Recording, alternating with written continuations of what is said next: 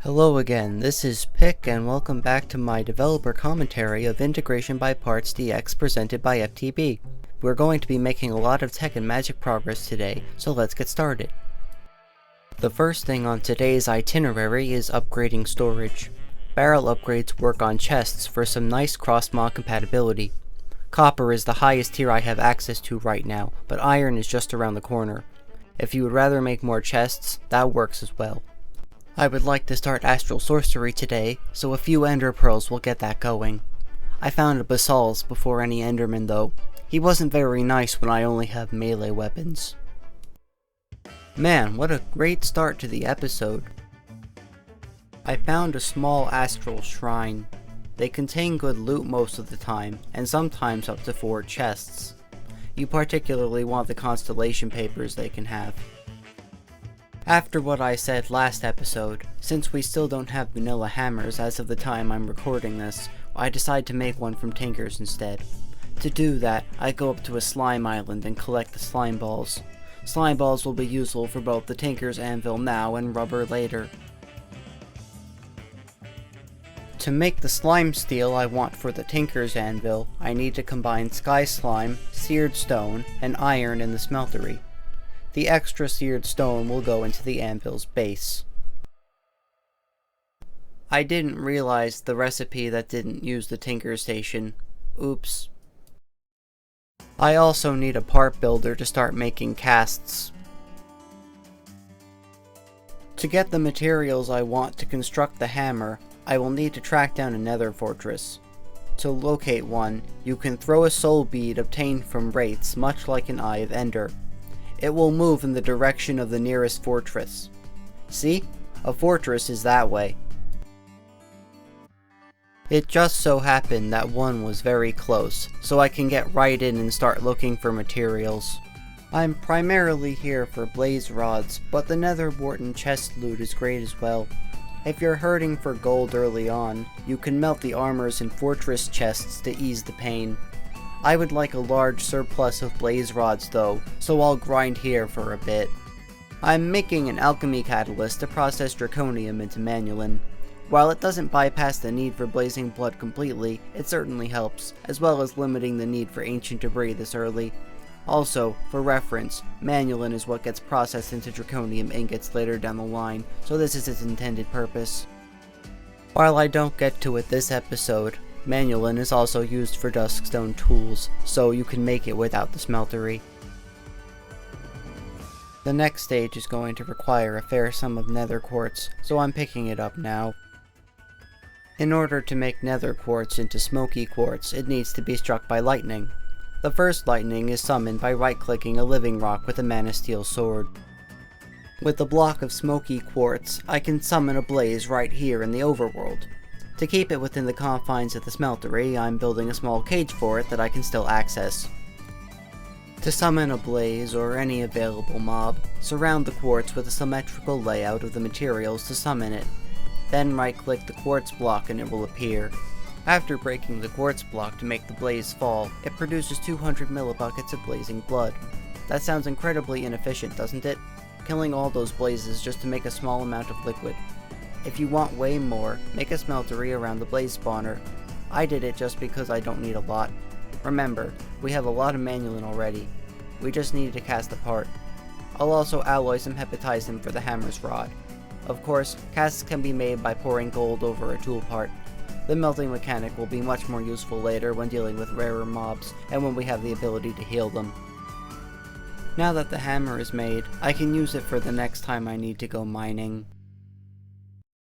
It's time for a grand adventure to a desert.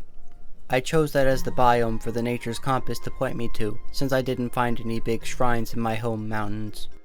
I found a village along the way which even had a waystone. I can't take it with me, but I can at least activate it. While I wouldn't normally hunt a rabbit down, you might want a few rabbit's feet. Fortune for tinker tools if you're using them, but also for a bonus bauble I want to make later. Here's what I was looking for. If you see some suspiciously square-shaped stacks in the sand, it might be a desert shrine. Digging into it, there's a collector crystal. Ensure it can see the sky and place the crafting table underneath it. the crafting table will change into a luminous crafting table. There's a shipwreck on the way back. It even had a map in its loot. Chest loot can contain some good stuff, so I would say it's always worth opening them. Be sure to have enough inventory space for it though.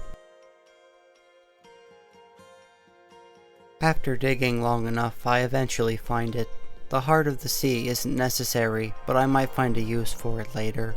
Next on the agenda is finding a place to call home for Astral Sorcery. I don't find any dense star fields, but given that I already live about 20 blocks above sea level, I have an advantage when it comes to starlight in the first place. When a rock crystal is buried deep underground, you'll see the obvious white streaks emanating from its location. Digging down carefully will lead you right to it. Do be sure to keep the resonating wand in your offhand though. It's why you see them in the first place. Also, areas with dense starlight will be big, deep blue fields. I just didn't find any nearby. There it is. I'll get some more off camera. The first thing I want to make with the luminous crafting table is a sojourner's sash. To make it, I'll require some leather, which I can alchemize, some mana steel, which I have already, and 2 potions. This is where the rabbit's foot comes in, for jump boost. A speed potion is the other one. Then, finally, a glowstone to make them stronger. Oops, looks like I need more starlight. To get more, I can make a spectral relay. I'll need a bit more aquamarine, but I can do this. By placing down chiseled marble, marble arches, and sooty marble like so, a structure is made to produce extra starlight. Then place a relay in the center and a lens in the relay. Put too many close to each other though, and they will have diminishing returns. Right click with the resonating wand and ta-da, the Sojourner's Sash. This enables step assist, as well as increasing run speed and jump height. I'd like to make some illumination powder and nocturnal powder as well, but it's too light out. Another time then. I crafted the plate presser instead. It's a rather cheap multi-block. It, like the Duskstone mixer, will get phased out later. Its plate production ratio is 2 ingots to 1 plate, so it isn't terribly efficient.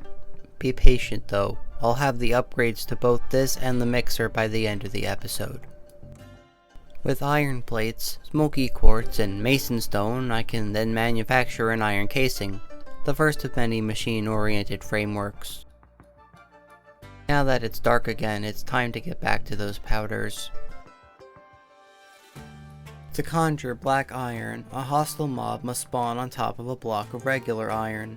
The nocturnal powder can force mob spawns, so this is pretty easy. Make sure the mobs can't cause you extra trouble though. Claim your chunks. With the mobs out of the way, I can actually retrieve it. Black iron then goes into a dank. Danks are useful for storing and voiding blocks and items you get way more of than you want. There are 4 tiers of danks in this mod pack. You don't really need more than that. If you just want to upgrade a backpack, that works too. You can build with blocks in a dank though, so both are viable options. Better tiers store more per slot and have more slots. Time to go mining with the hammer and dank combo. The dank will ensure my inventory stays mostly clean of stones. Nether mining is also much safer now that I can see the lava coming. I'll need a fair bit more quartz to make the coke oven. Ever make flour by smashing wheat with an anvil? Potatoes are an alternative if you have more of those. And by throwing flour, clay, and smoky quartz into water together, dielectric paste is produced. Then some dielectric rods can be made from the paste and some bedrock crystals. Did you know that dielectric materials do not allow charge to pass through, so they are ideal for building capacitors? Essentially, they polarize under electric fields. With some iron, a dielectric frame is constructed. And an energizing orb, some tiny capacitors, and an energizing rod. Hey, I just mentioned capacitors. Some more crafting later, and we have the first generator, a fernator. It uses burnable fuels such as coal or peat. Alongside some starter cables, our energizing orb is ready to use. If you recall the assembly table from Buildcraft from earlier versions of Minecraft, it functions in a similar manner. Energy powers lasers which charge items. By charging quartz in the energizing orb, we get aesthetic quartz used to make coke bricks. I also want to upgrade the dank to a dank 2. When handling multi-item recipes, the exact recipe needs to be used with no extra ingredients. Blast bricks aren't too complicated, arguably easier than the coke bricks. We also get a second set of each type for their respective quests. I would let them run while you do other stuff. Just build and right-click with an engineer's hammer. I forgot to mention that I made some light wells before, but since it's more relevant here, I made a tank to store the liquid starlight they make from aquamarine or other crystals. It appears I've been attacked by pirates. I didn't know I had a mod that added them. They can stay in my boat for now, I guess. With the capsule, placing down the structure for the starlight crafting altar is a very simple task. The actual upgrade is fairly cheap as well. Finally, it's dark enough to do it. We seem to have a spectator too. Next up is the Super Alloyer. Our Duskstone and Modularium woes will become a thing of the past. I did forget to put the iron casings in the quest, but I did make the proper amount of materials and fixed it later. I'll be moving the Furnator around for a bit. 1 buffer worth of energy for the Super Alloyer should be enough until I can get a proper generator going. Now to give it a test run by making some Electrum. These are for heavy engineering blocks, which will make a metal press. Plate problems are the next thing I would like to fix. Invar, Bronze, Constantan, Duskstone, and Modularium can be made in here as well. On an unrelated note, do you guys prefer if I talk in present tense or past tense in these videos? I don't really care which. Since I can make Duskstone easier, I have plenty of Mana Steel for the linking tool. I won't be pursuing Star Metal just yet though. The Engineer's Workbench is such a material save for those crafting components, especially with Mechanist villagers disabled. The metal press itself is also fairly straightforward. We can abandon the plate presser now, right? Haha, wrong. Surely sticks will provide enough mana to make the last plate, right? Right? Plate mold in hand, I can finally make 1-to-1 plates. While it looks like it was used barely at all due to the editing, I made a lot of plates for various components. The next thing I want to make with these plates is a new friend. Not the metal press, a different friend. Woo, plates. At least I was nice enough to not make the bucket fire plates. With a faster hammer and a larger dank, mining is even easier than it was before. And with those materials comes our new buddy, a steam-powered tugboat. This little guy is going to give us some bonus metal nuggets, as well as more fish for sushi. To get started with little logistics, you'll need a tug dock, at least 1 barge dock, at least 1 hopper, a tug, a barge, in this case fishing, and preferably a chunk loading barge. In addition, to connect the tugs, you need some vessel chains, and to make the tug know where it's going, you need a tug route. Note that the docks should have their circle textures touch. I messed it up and will fix it later. In addition, on the docks, orange is meant to export to the boat, while blue means import from the boat. The boat's route itself will need a channel for the boat to enter so that it lines up with the docks properly. At the entrance mouth of the channel, place 2 corners so that the tug is guided into the right position. To ensure it's in the correct orientation, shift right click on the corner rail. To set the route up, you need to go to each coordinate it will travel to in sequence. Leave room for it to turn, and try to clear out disruptions such as magma blocks, soul sand, and kelp. In addition, if you're in a boat, you cannot be holding forward while setting nodes or it won't work. Then simply place the tug route into the tug and it will move if it has fuel in it. And he's off. Look at him go, what a great little boat. I'll name him Tugathy. While Tugathy does a lap, here's a little teaser of what next episode will entail. Combining steel and aluminum gives us industrial grade metal for new machines. Shiny. I'd like to wait for the little guy to come over the horizon, or at least the entity rendering boundary.